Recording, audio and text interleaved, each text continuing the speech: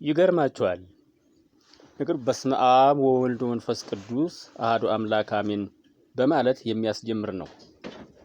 99.999% ራሱን ከማያቅ ሰው ጋራ መኖር ምን ታገኛለህ ምን ታጣለህ የሚለው ጥያቄ ራሱ መልሶ ኪሳራ ነው። ለምን ብትል ልማትን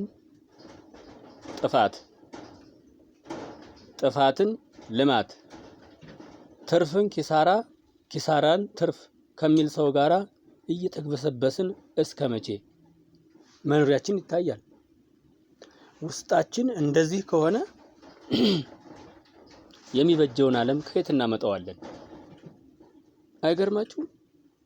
በዚህ ዘመን የከሰረ ትውልድ በበረዶ ዘመን እንኳን ያለ አይመስለኝም።